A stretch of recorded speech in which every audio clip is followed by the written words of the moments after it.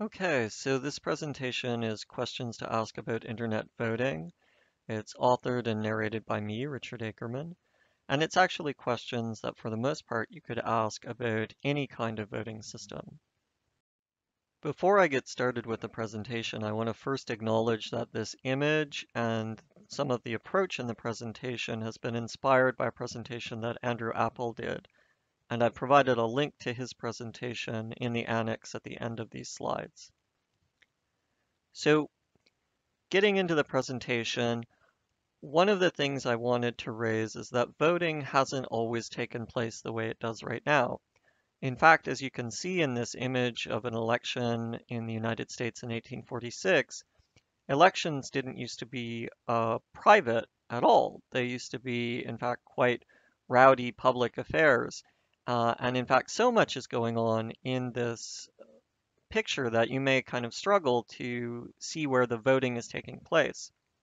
It's actually this gentleman in the red in the upper right who is casting his vote by speaking it out loud, or probably given the number of people milling around by shouting it out loud. So no secret ballot at all. Everybody can hear him cast his vote. We hope that these gentlemen sitting on the porch are recording his vote correctly, although as you can see, no one really seems to be paying much attention to what they're doing. And in addition to the fact that the vote is not private, it's possible even that the candidates are these gentlemen in the black top hats right next to the voter. So the voter's vote can be heard, it can be seen, and that means that voters can be rewarded or punished depending how they have voted. And you can see in the lower left a voter potentially being rewarded with some drink for how he voted. So the key point there is that voting is a system that has been designed. We had a system where the vote was not private, and we saw the consequences, and a new system, a paper ballot system, was designed to address some of the risks that had been identified. And it's key that when you have a design system, you look at risks and you look at the entire system. And so the first item that I'd like to examine is, does the design limit voter coercion?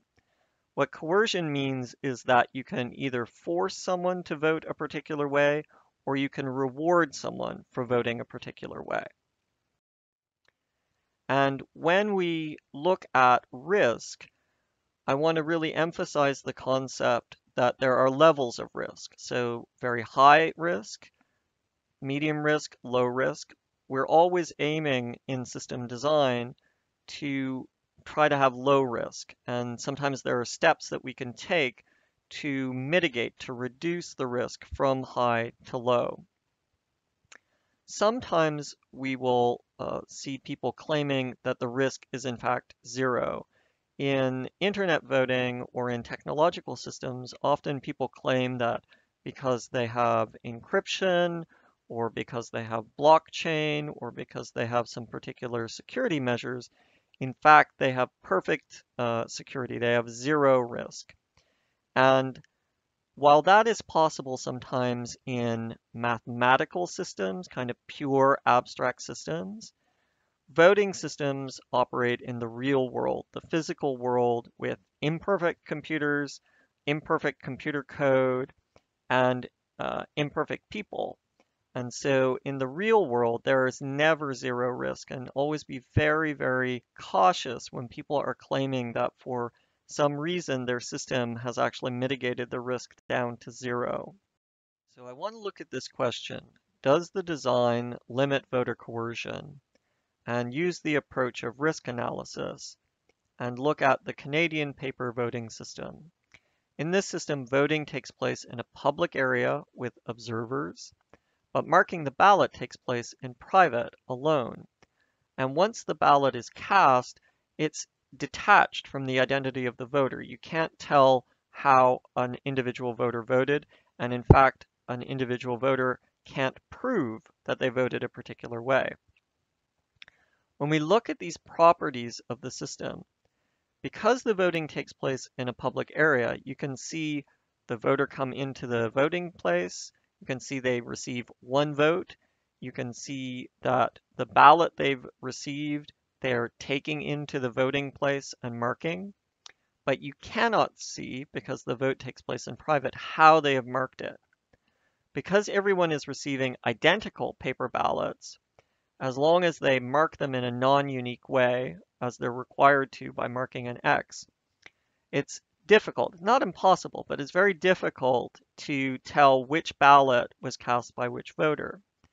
And in such a situation, the risk of coercion is very low because the ability to prove that an individual voter voted a particular way is very low. And if you think about the outcome that you want when you try to coerce someone's vote, you're either paying them to vote a particular way or you're threatening them with consequences if they don't vote a particular way. In both cases, you want some proof that they actually did cast that vote that you have asked for. And in this system, it's designed that that clear proof of how one individual person voted is not available. That gives you the property that the coercion risk is very low. So moving from coercion to the next question, can the voting process be understood and examined? That is, can any eligible voter meaningfully understand the complete process of how votes are cast and counted? And could they even participate in observing how the votes are cast and counted?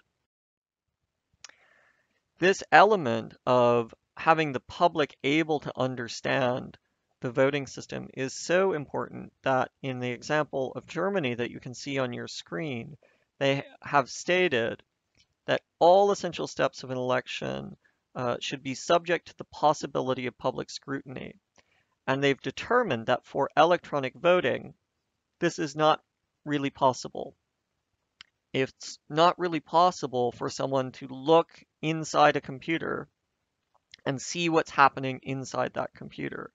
It's certainly not possible for the complete set of eligible voters to have the level of expertise that would be needed to understand and meaningfully observe every step in an electronic voting and an internet voting system. And so for that reason, electronic voting in Germany is actually not constitutional. They don't have electronic voting. So these are some numbers. This works a bit better when there's audience interaction, but you may wonder what these numbers are. The numbers from 1995 are actually the Quebec referendum in Canada. You can see it was extremely close. The numbers from 2016 are the Austrian presidential election. You can see that the election actually was decided by 0.4% of the votes. And the underlying point here is that elections are often very close. And in fact, on Wikipedia, you can see a list of a large number of very close election results. This happens all the time. When you have the situation where elections are very close, you need to be able to have a high level of public confidence that the election has been properly conducted and the votes have been properly counted, because just a few votes, a small number of votes, could shift the results. And in fact, for the Austrian election in 2016, in part because it was so close, the results have been challenged. And what you absolutely want in an election system is that if the results are challenged, you can demonstrate clearly to the majority of the public how the election was conducted and how the votes were counted. And this connects to the previous point about can you understand the election?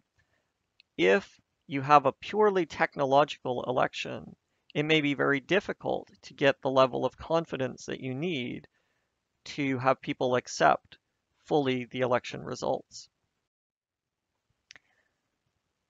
The last and kind of most complex question is about system security. Is the entire system secure? That means from the marking of the ballot, the casting of the vote, to the counting of the vote and the final results, is everything in the system secure? And what I decided to do is use a physical example of system security. So often what we hear as a claim of computer security is that there's really good encryption. And what I want you to do is think of encryption as the same as the claim that this door has a really good lock. And I think what you'll see is that if there's something you want to get behind that door and it has a really good lock, there are still lots of other ways that you can get to what's behind that door. You could, since it's a wooden door, you could just saw through the door and cut the lock right out. You can see the hinges are on the outside. You could just knock out the hinges. You could smash through the window. If you had special equipment, you could break through the wall. There are lots of ways that you could get to the other side of that door without picking that lock or without having the key to that lock. And so the point of system security is that every part of the system has to be secure. Every part of the system has to protect you in order for the entire thing to be a secure system. And you might say, well, okay, this is just one door. In a real computer system, we would have multiple layers of defense with multiple kinds of protection systems. And so here's a physical example of that kind of design. These are reconstructed walls of the city of Constantinople. And you can see there's layer after layer of wall. There's all kinds of defenses. And these defenses were very strong. They held for about 1,000 years. But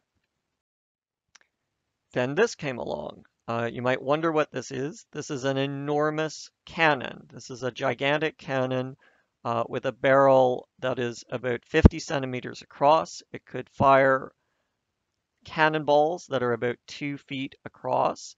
And this cannon, or actually an earlier version of this cannon, smashed through the walls that you just saw previously. And so there's a bunch of points to make here about system security.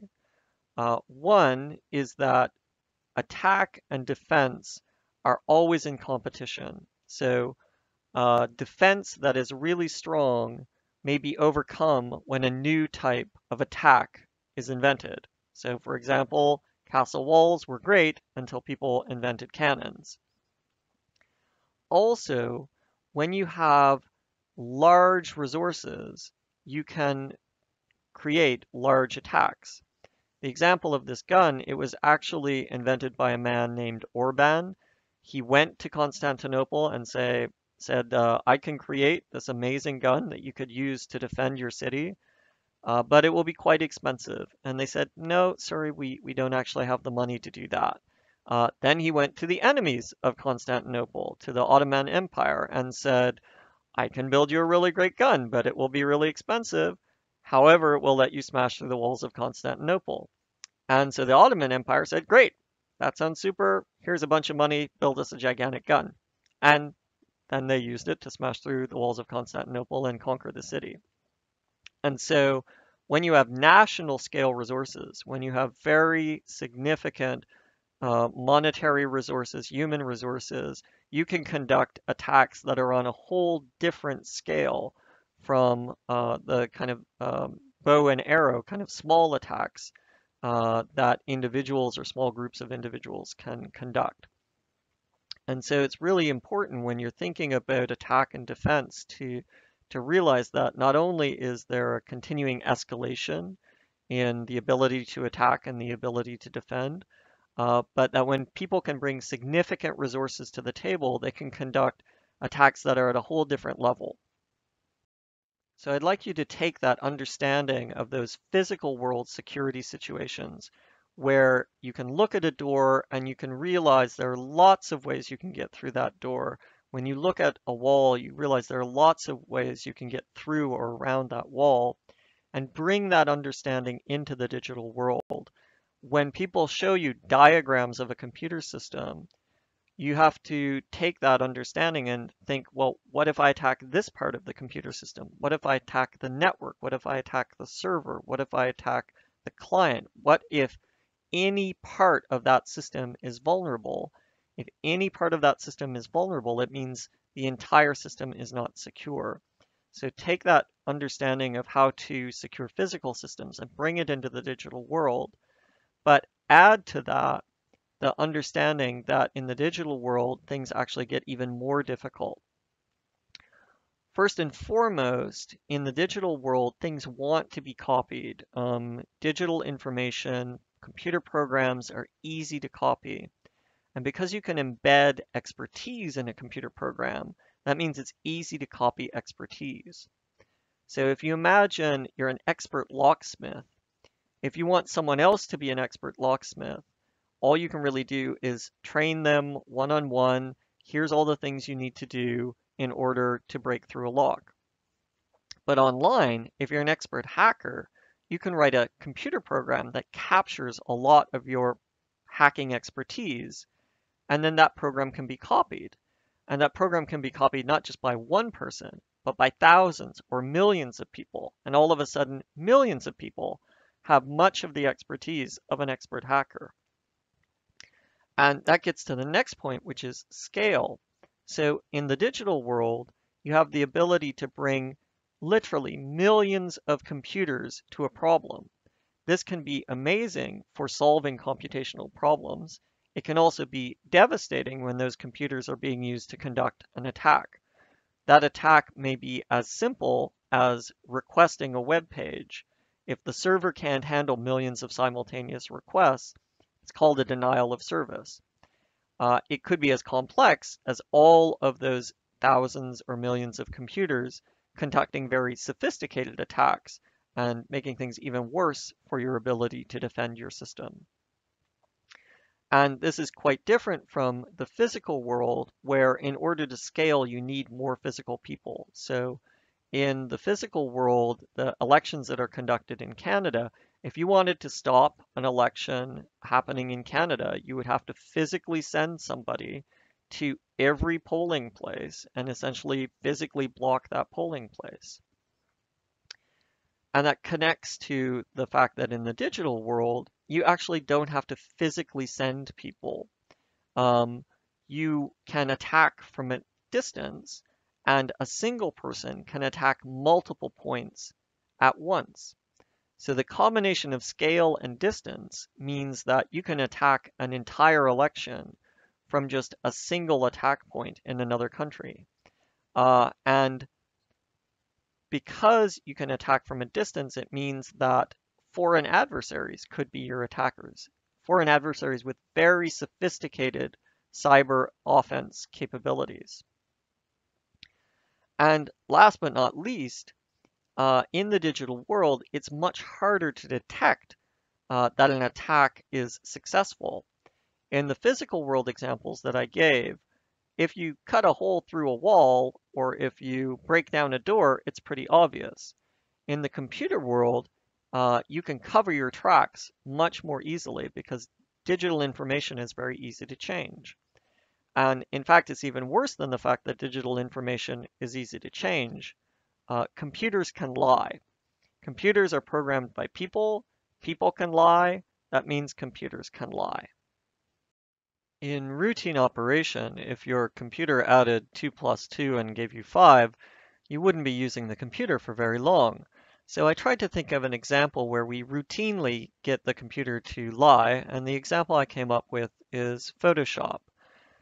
Photoshop gives you an idea of how incredibly easy it is to manipulate digital information. That's one of the great powers that the computer gives to us to let us very easily change digital information.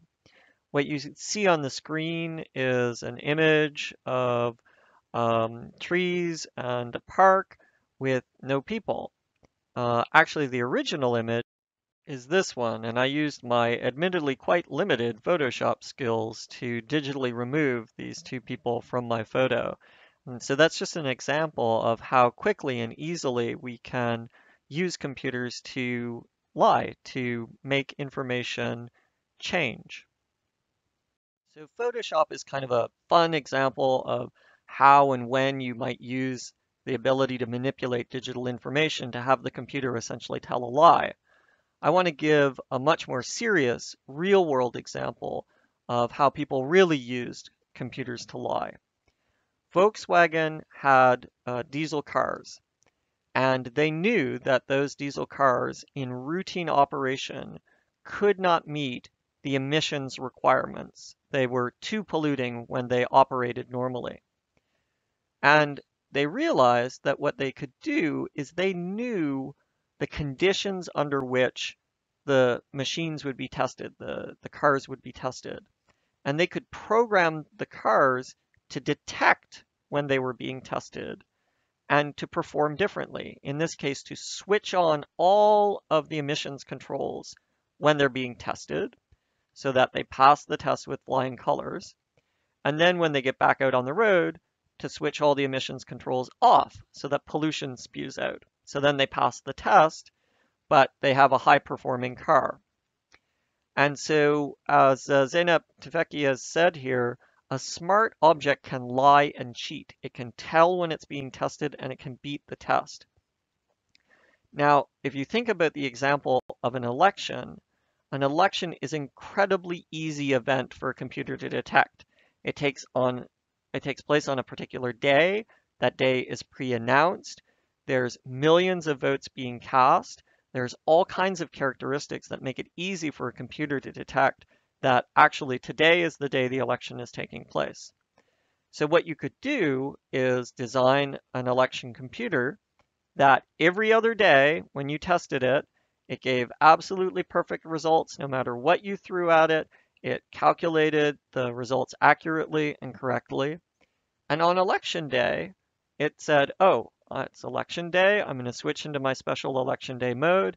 And I'm just going to shift the votes maybe by 0.4%, just a tiny shift in the number of votes.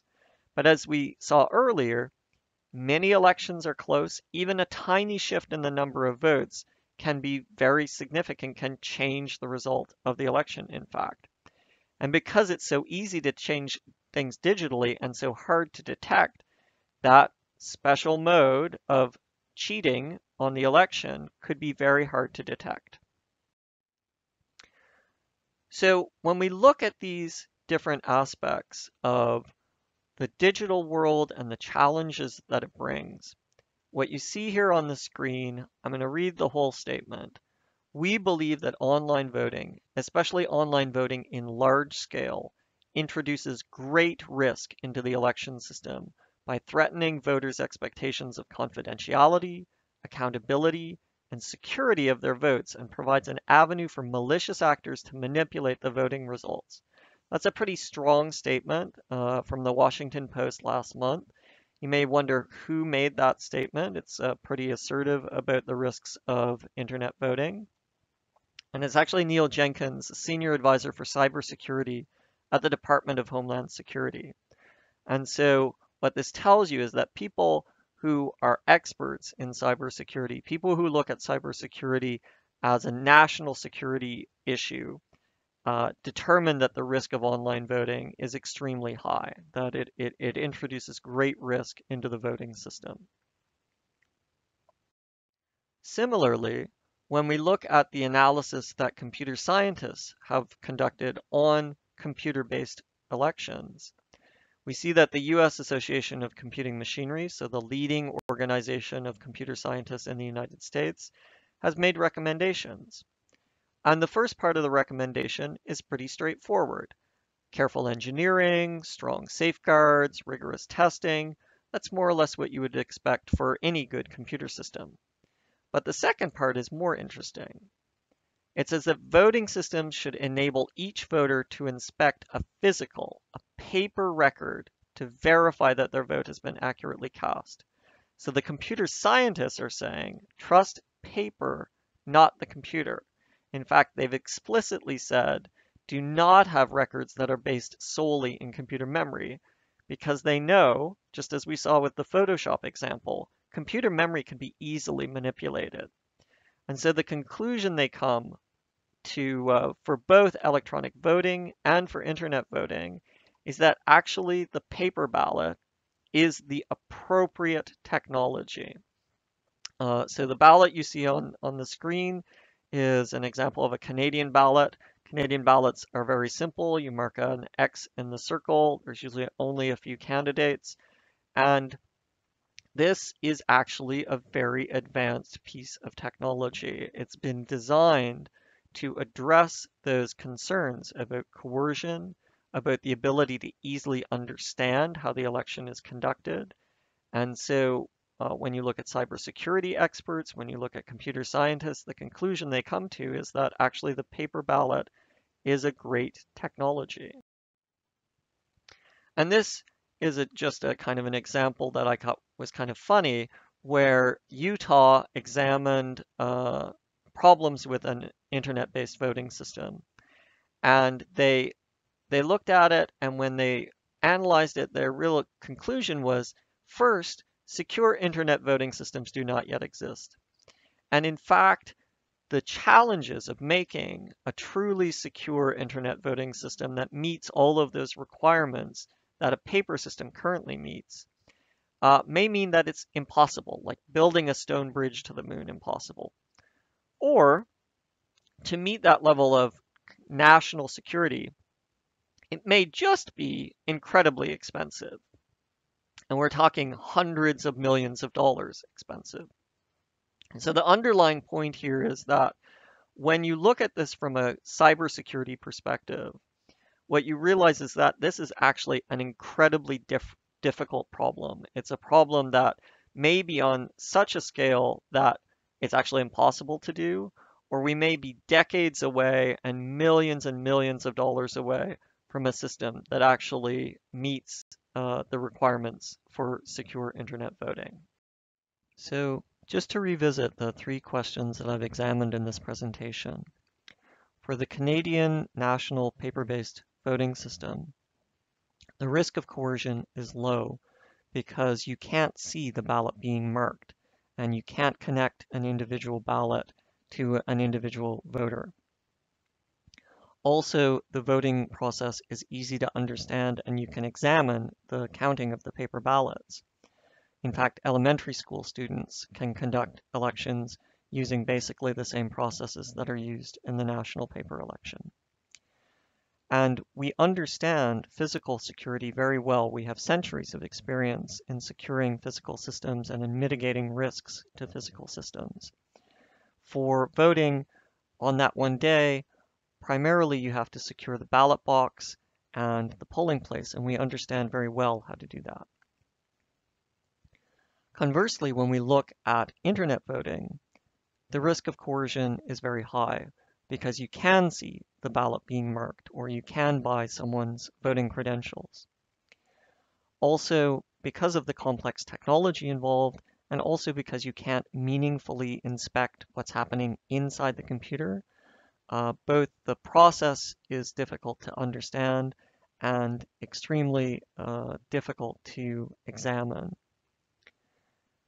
Lastly, when we look at the end-to-end system security requirements, that the entire system has to be secure, when we look at the fact that a ballot is going to be cast on somebody's home computer or their phone, transmitted across the internet to a central election server, to secure all those components is extremely difficult. In particular, that user desktop or phone, we know millions of those devices are compromised, which means the risk of malicious software, the risk of a security compromise to the election for internet voting is extremely high. Thank you for your time and attention. Please don't hesitate to contact me by email or by Twitter or by leaving a comment on my blog. And just some notes. These are personal opinions only. This audio narration is copyright by me with all rights reserved, so please contact me if you'd like to reuse the audio. The slides, however, I placed in the Creative Commons, so you're welcome to reuse them in any way you want. Thank you. There is a supplementary slide that links to a great video, short video by Tom Scott, and a video by Andrew Apple that I mentioned at the beginning that takes an approach that inspired me to do this deck.